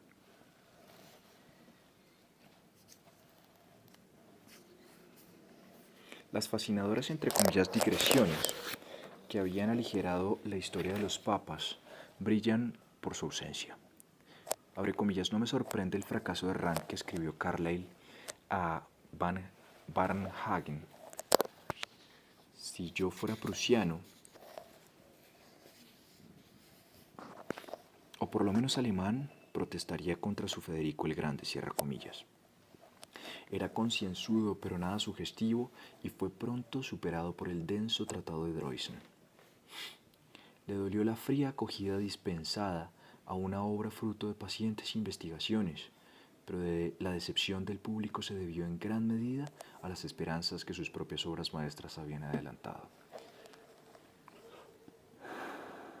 Durante su estancia en Italia, Ranke había resuelto escribir la historia de Francia e Inglaterra en sus aspectos universales y consagró a esta doble tarea la mayor parte de los 20 años siguientes. En 1850 volvió a París, mostrándose encantado ante la riqueza de material que encontró. Abre comillas, estoy asombrado, escribía, de que los franceses me hayan dejado una parte de su historia para que yo la descubra, cierra comillas. La historia de Francia empezó a aparecer en 1853. El prefacio declaraba que los grandes estados y los grandes pueblos poseen un doble carácter, uno nacional, otro que pertenece a los destinos del mundo. El aspecto universal de Francia era especialmente destacado, pues los fermentos políticos se habían originado con frecuencia allí. Abre comillas, ambiciosos, bélicos, estimulados por el orgullo nacional, los franceses han mantenido a sus vecinos en continuo sobresalto, a veces libertando a los oprimidos, más a menudo oprimiendo a los libres, cierra comillas. Esta interpretación de la psicología francesa se repite a intervalos en el transcurso de la obra. Abre comillas, es peculiar de Francia, declara al comenzar las aventuras de Francisco I, el romper de siglo a siglo el círculo de la legalidad, cierra comillas. Pero aunque el tono del libro no es del todo amistoso, se halla libre del menosprecio que desfigura las páginas de Sibel y de Trischke. Ranke no escribía como alemán, sino como europeo. La narración detallada empieza con el libro 16, encontrando el lazo de unión entre la Francia medieval y la moderna en la elaboración de un sistema monárquico desde Felipe Augusto en adelante. En las guerras religiosas del siglo XVI sus simpatías están con los politics. Habla severamente de la innata duplicidad del catolicismo y declara que desde las proscripciones de Sila no había habido nada semejante a la matanza de Bartolomé. Sin embargo, no censura la apostasía de Enrique IV. Con el acceso de los Borbones, la corriente alcanza todo su empuje. El carácter y la política del rey y las reformas económicas de Sully son minuciosamente estudiados. Hace resaltar la vanidad y la avaricia de Mazarino, sugiriendo de manera impresionante la grandeza y la crueldad de Richelieu. La descripción del reinado de Luis XIV, la culminación de la monarquía absoluta que constituye el tema principal del libro, fue la primera presentación adecuada de la era augusta. Mientras condena su política exterior, subraya los servicios prestados por el rey a la literatura, la ciencia y el arte. Fue uno de los primeros que hicieron justicia a las altas cualidades de Madame de Maintenon. Con la muerte de Luis XIV, El fin está próximo y el relato termina con un breve retrato de su sucesor. Ranke declara que los franceses cultos habían observado hacía tiempo cuán insegura era la base de su historia tradicional, pero él fue el primero que lo demostró detalladamente. Sus investigaciones en los archivos, no solo de Francia, sino también de Italia, Alemania, Bélgica, Inglaterra y España, le capacitaron para examinar de lleno su tema. El resultado más perdurable consistió en emancipar la historia francesa de los escritores de memorias. No hay ninguna parte tan admirable como aquella en que analiza detalladamente sus fuentes más famosas. La historia de las guerras civiles de Dávila procedía en gran parte de Detour. Las memorias de Richelieu eran casi todas espurias, las de Retz auténticas, pero burdamente tendenciosas. Al llegar a Saint-Simon, señala la fecha tardía de su composición y la violencia de sus prejuicios, y lo conforma con la autoridad contemporánea de Dangeau y la correspondencia de Carlota de Orleans con sus parientes alemanes. La historia de Francia, con su masa de nuevo material y su maravillosa galería de retratos, fue recibida en Francia más calurosamente que en cualquier otro sitio. Saint-René Thélandier, que conocía y admiraba todos sus libros, hizo su elogio en la Revue des Deux Mondes. Y Thiers lo saludó como al más grande historiador de Alemania y tal vez de Europa.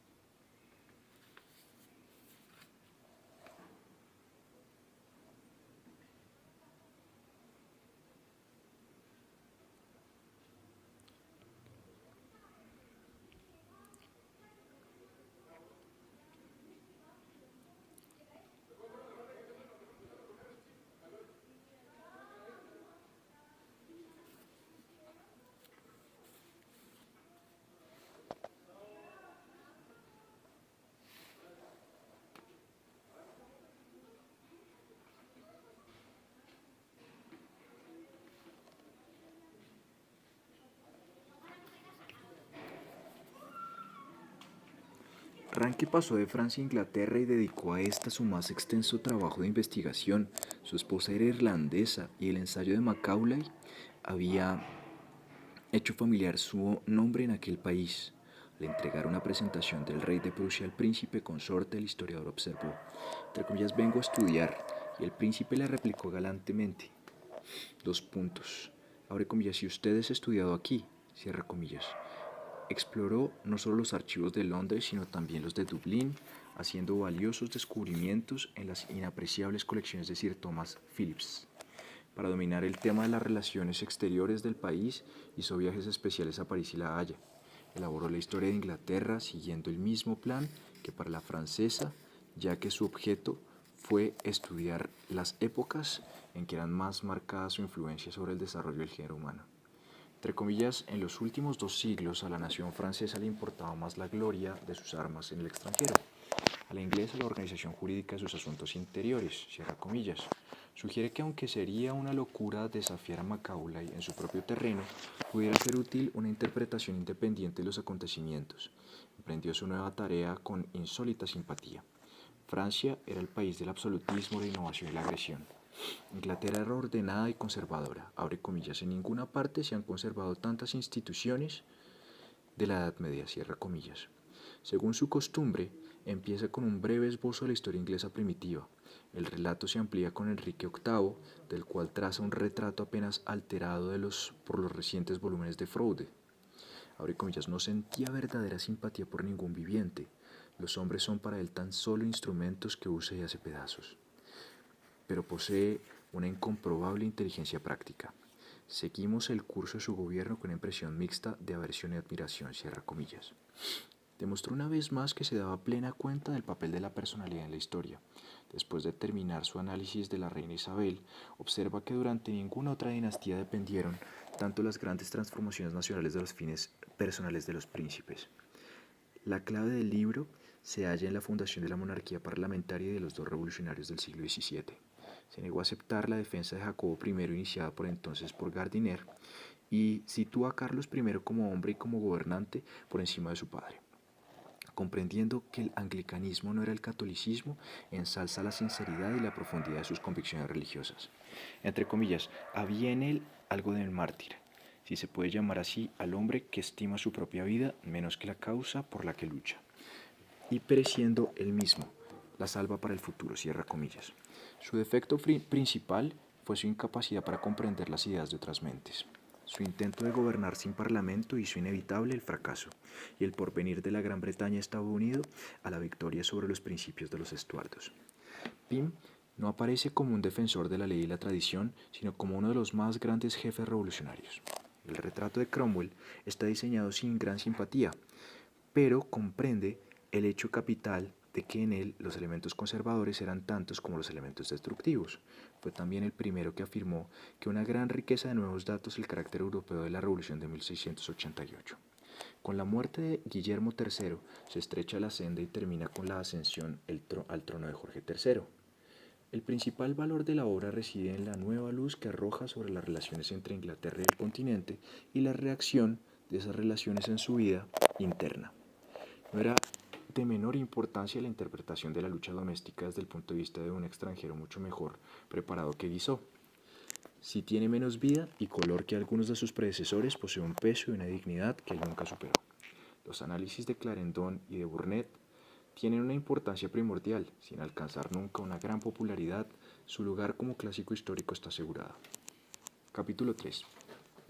La historia de Inglaterra completó el ciclo de obras sobre las grandes potencias europeas que Ranke había planeado durante su estancia en Italia y cuya realización había llenado 40 años de activa labor.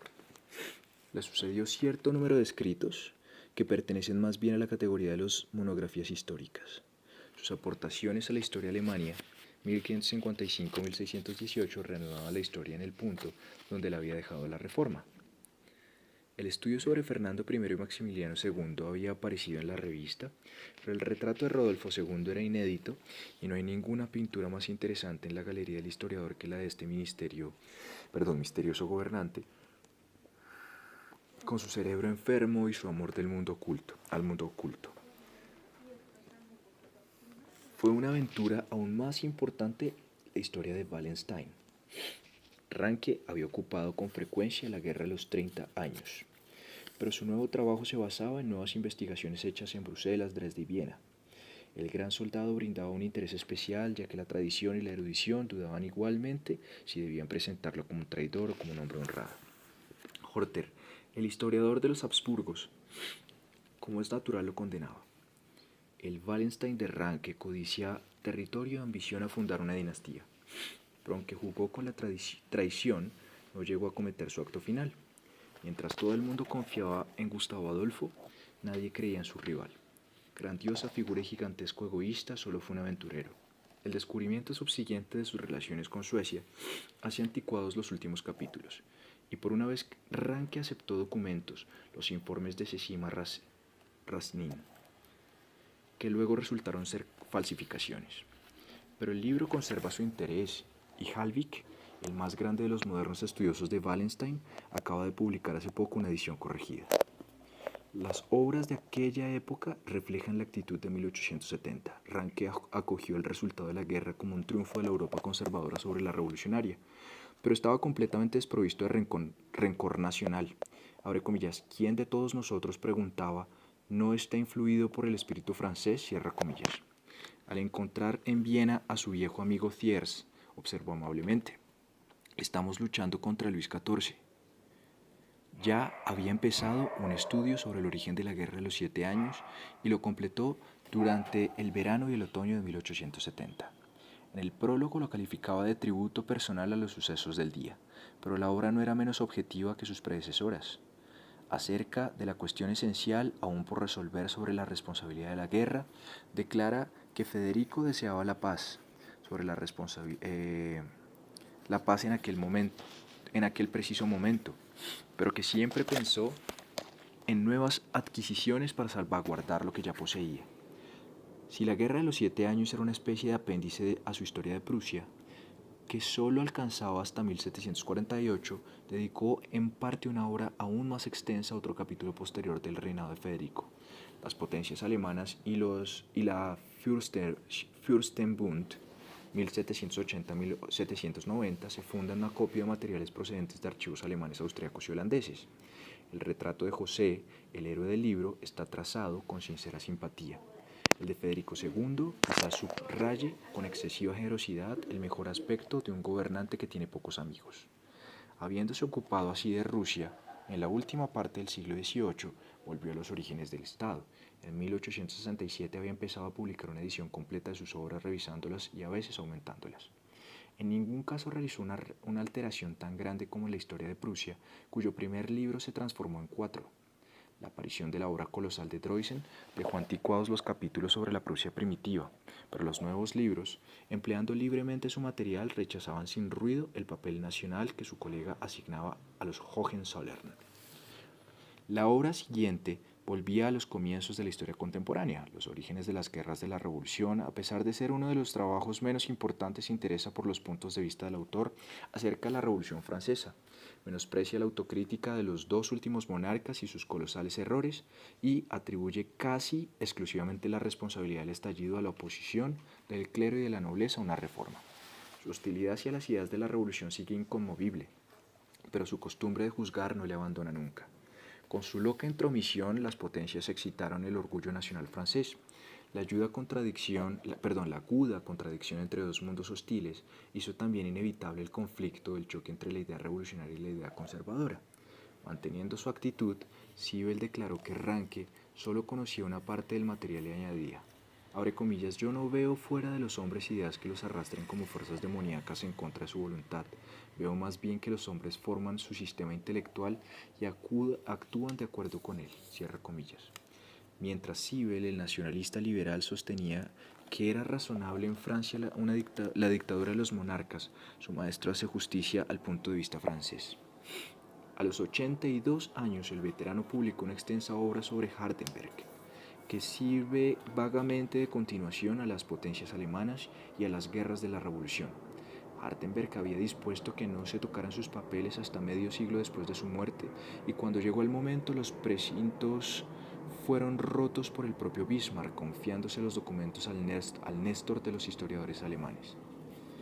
Las Mémoires d'un homme d'État, publicadas en 1827, solo incluían algunos documentos auténticos y casi carecían de valor. Los papeles originales no abarcaban ni mucho menos toda la vida del gran ministro, pero contenían un memorándum de la mayor importancia acerca de la política prusiana en 1806 a 1807 y otras piezas de considerable valor.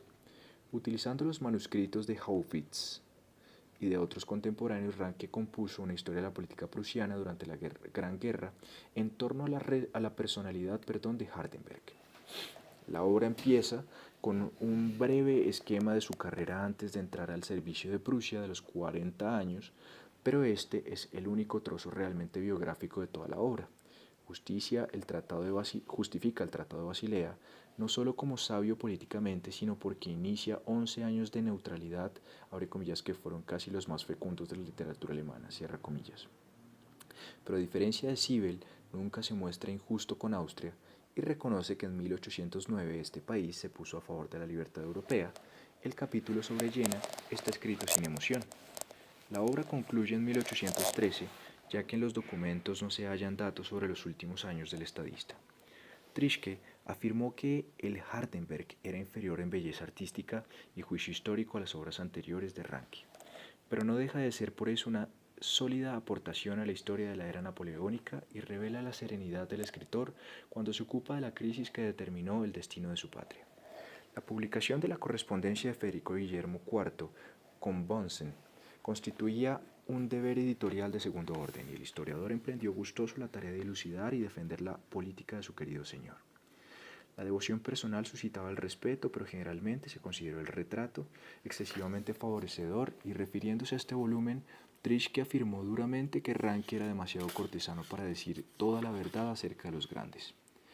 Otros aspectos de este reinado aparecieron en la biografía escrita para el Diccionario Biográfico Alemán en 1878. El trabajo que sucedió a la historia de Inglaterra había sido inmenso, y un solo capítulo carecía de valor. Sin embargo, parecía haber perdido la facultad de interesar a la generalidad de los lectores. Los brillantes colores y los retratos realistas habían desaparecido. Solo un capítulo ocasional y superficial sobre la literatura recuerda la amplitud y el aliento de obras anteriores. Por fin empezó a tener cierto fundamento el reproche de que no se preocupaba de la personalidad.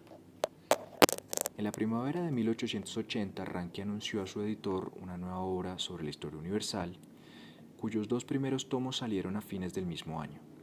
El mundo quedó estupefacto ante la audacia de un hombre que a los 85 años emprendía semejante tarea. ¿Viviría lo suficiente para concluirla? ¿Soportaría su cerebro la tensión prolongada de la composición? El mismo historiador no ignoraba estos riesgos, pero se había decidido tras largas y serias meditaciones. Durante varios años no había podido leer ni escribir, teniendo que trabajar con 2 secretarios. La investigación original se le había hecho imposible, entre comillas me dijo, recuerda Giesebrecht, abre comillas, que una razón era que ya no podía trabajar en los archivos ni era capaz tampoco de vivir sin trabajar, cierra comillas. Primero pensó escribir su autobiografía, tejiendo en torno a ella el movimiento del siglo, pero finalmente se decidió por un libro como El Cosmos de Humboldt, que sería a un tiempo la conclusión natural de su obra y una afirmación enérgica de la unidad de la historia. Toda su vida había sido una preparación para este trabajo. Abre comillas, la vuelta a los clásicos, cierra comillas, escribió Romain. Abre comillas, me produce especial placer. Utilizo mis textos escolares y los pequeños apuntes que hice en Frankfurt, así que uno la juventud y la vejez, cierra comillas. Que no había publicado sino poco sobre la Edad Media, abarcó repetidas veces ese campo en sus conferencias cuyas notas poseía completas. Había estudiado con detalle en su seminario muchas de las fuentes más importantes. Además estaba en contacto con los resultados de la investigación medievalista a través de un ejército de discípulos. Su mente era sintética y estaba por encima de las rivalidades de raza y de dogma. Declaraba que era imposible contentarse con la historia de los pueblos aislados. En el transcurso de los siglos, la raza había ganado una herencia en progreso material y social. Religión y creaciones del genio, recuerdos de los grandes acontecimientos y grandes hombres que unificaban al género humano. Había una vida histórica general que se movía progresivamente de una nación a un grupo de naciones a otras. Partiendo de este concepto de un proceso único, excluye como desconocidos los orígenes de la sociedad y los pueblos orientales por encontrarse alejados de la corriente principal. Un breve examen de Egipto y de las civilizaciones del Asia Occidental le conduce a la Grecia de las guerras médicas con las cuales se inicia la narración detallada. Sigue de cerca a Heródoto y a Tucídides, es justo por igual con Demóstenes y Filipo, y se siente atraído con fuerza por la figura típicamente universal de Alejandro. Abre comillas, con toda nuestra simpatía por la libertad de Grecia nos sentimos tentados a encontrar alguna compensación en su destrucción en el aumento de la influencia del genio griego sobre el mundo, cierra comillas. El volumen concluye con los diadocos y un vistazo sobre Sicilia y Cartago. Con Pirro llegamos a Roma, cuya historia primitiva se limita a esbozar. Aunque utiliza continuamente a Mommsen, conserva su independencia de criterio evitando la exageración y la invectiva. Respeta a Pompeyo sin confirmar su grandeza y niega que Cicerón fuese el Van Hagern de la antigüedad. Su tarea consiste en separar lo importante de lo trivial, en señalar la posición de Roma en la cadena de la historia universal. Los 2 primeros volúmenes de la historia universal, aunque la edición se agotó en una semana, constituyen la menos importante de sus partes y son los menos documentados de los escritos de Ranke. Las vastas colecciones de inscripciones griegas y romanas y el testimonio de la arqueología, para hablar solo de 2 de las nuevas fuentes, le eran totalmente desconocidos. Tampoco asimiló los resultados de los estudios críticos respecto a los orígenes ni del antiguo Israel ni de la Grecia primitiva. El juicio de Eduardo Meyer apenas si peca de demasiado severo, entre comillas le faltaba verdadera preparación para esa labor. Solo se había ocupado de la antigüedad en su juventud y sin embargo se consideraba justificado al ignorar virtualmente toda la obra científica de medio siglo. En esas circunstancias la empresa tenía que fracasar totalmente, cierra comillas. En el tercer volumen, consagrado al Imperio Romano, el capítulo que llamó más la atención versaba sobre el origen del cristianismo. Entre comillas, al pronunciar el nombre de Jesucristo, cierra comillas, escribía, abre comillas, aunque soy un buen cristiano evangélico, debo renunciar a discutir el secreto religioso que por ser incomprensible está por encima del alcance de la historia. Puedo hablar tan poco de Dios Hijo como de Dios Padre. El historiador solo puede mostrar la combinación de influencias histórico-mundiales en las que apareció el cristianismo y que condicionaron su actuación, cierra comillas. Mientras que el judaísmo nunca pudo llegar a ser universal, el mensaje de Cristo suministró la base sobre la que podría erigirse el concepto de una comunidad más elevada. Su interés por la iglesia cristiana se revela aún más en el cuarto tomo, que estudia en detalle a Atanasio, Arrio, Juliano y el neoplatonismo. Con las invasiones bárbaras, alcanza un periodo del que podía ocuparse con más autoridad. El sexto volumen, que se extiende hasta la muerte de de Otón I, es el último que vio impreso. Para este utilizó sobre todo a Giesebrecht. Abre comillas, los comienzos de nuestra asociación histórica, cierra comillas, escribe al autor de Kaiserzeit. Abre comillas, revivían ante mí. Siento a menudo como si estuviera entre todos esos amigos. Le agradezco a usted y a otros discípulos sus escritos sobre los siglos IX y X, cierra comillas. A fines de 1885 había cumplido los 90 años en perfecta posesión de sus facultades, como un anciano gobernante que contempla su reino. Se apresuraba febrilmente, pese a sus casi continuos sufrimientos, intertormenta scripsi, escribió a un amigo. Cuando falleció, en mayo de 1886, había llegado a la muerte Enrique IV. Dictó el séptimo volumen en 4 meses.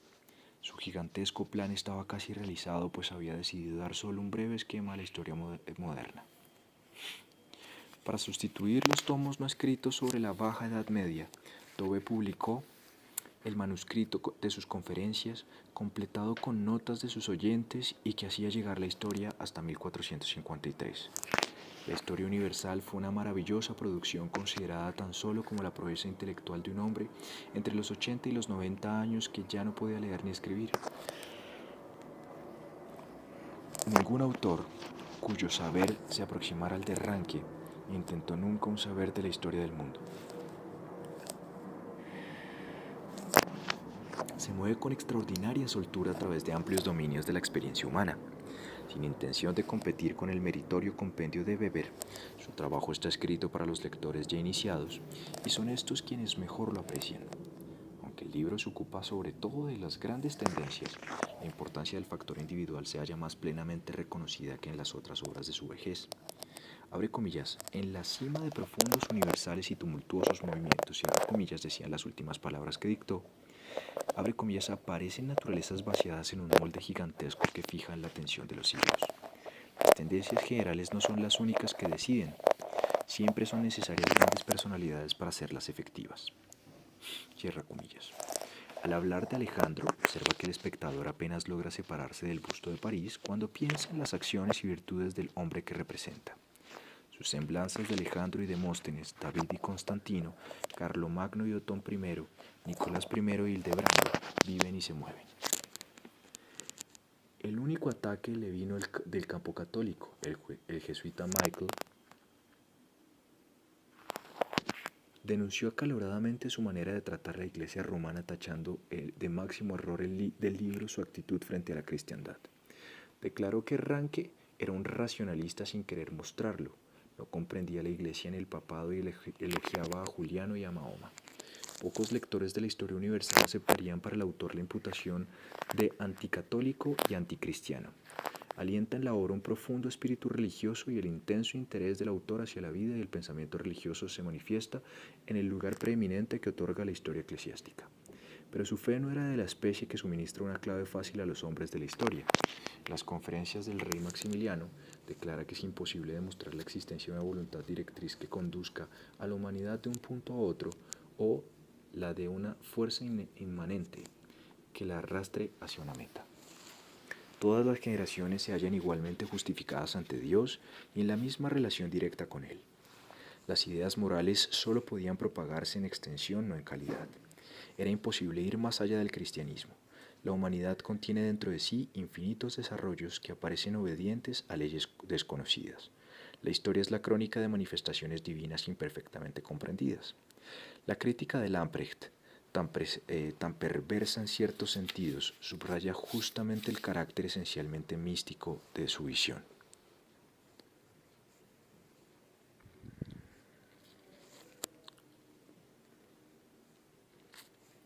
Los defectos de Ranke eran negativos más que positivos. Sus contemporáneos le reprochaban menos lo que encontraban en él que lo que le faltaba. El ardiente nacionalista lamentaba su serenidad cosmopolita, el moralista su neutralidad ética, el materialista su nebuloso trascendentalismo. Trishke habló peyorativamente de la suave luz solar apenas velada por algunas nubes, que iluminaba un elegante círculo de hombres nobles y refinados. Al leer la historia de Prusia, Strauss suspiraba por el pincel de Rembrandt. Menzel se quejó amargamente de sus guantes de hielo. Acton afirma que el mundo era mucho peor y mucho mejor de lo que él dice. Cuando cumplió los 90 años Mommsen, en son de velada protesta observó, abre comillas, es usted el más indulgente de todos nosotros, cierra comillas. Gregorovius opinaba que iba a través de la historia como quien visita una galería de pintura, escribiendo agudas notas. Sibel lamentaba que mientras el sentimiento más íntimo de Niebuhr era ético, el de Ranke fuera estético, y que examinase el pasado con ojos de artista y no de estadista. Royce lo contrapone a Michelet y a Mommsen, en los cuales sentimos la pasión que surge en el alma del narrador y aviva su estilo. Esos juicios indican que el crítico pertenece a una escuela rival, sin embargo, sus más leales discípulos admiten ahora que aquel sol tenía manchas. Su naturaleza armoniosa lo cegaba, en cierto modo, para las grandes ondas de emoción y los grandes remalazos de pasión, pero las sublimidades y las vilezas de la vida.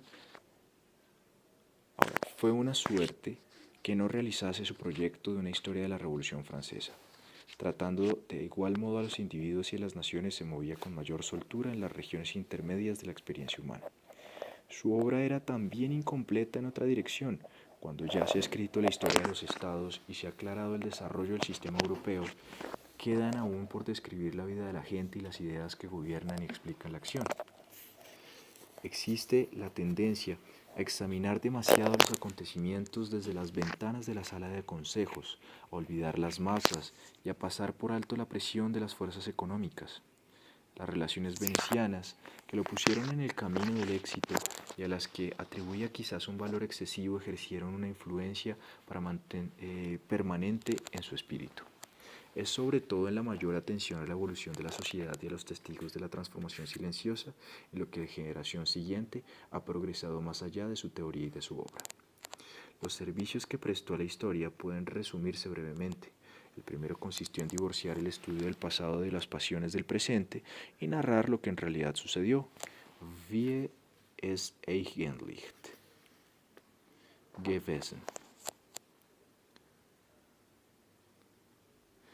Su actitud no está en ninguna parte tan concisamente definida como en su discurso necrológico dedicado a Gervinus. Abre comillas, a menudo declara que la ciencia debe establecer relaciones con la vida. Es muy cierto, pero debe ser la ciencia verdadera.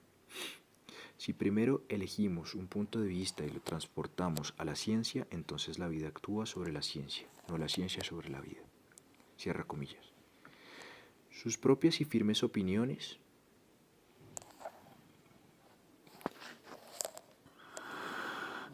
permanecieron selladas en su pecho. En sus dramas no hay héroes ni villanos. Su segundo servicio fue el de establecer la necesidad de basar la construcción histórica en fuentes estrictamente contemporáneas. No fue el primero que utilizó los archivos, pero sí el primero que los utilizó bien. Cuando él empezó a escribir, historiadores de gran reputación creían que las crónicas y las memorias constituían las mejores autoridades. Cuando dejó la pluma, todo erudito celoso de su fama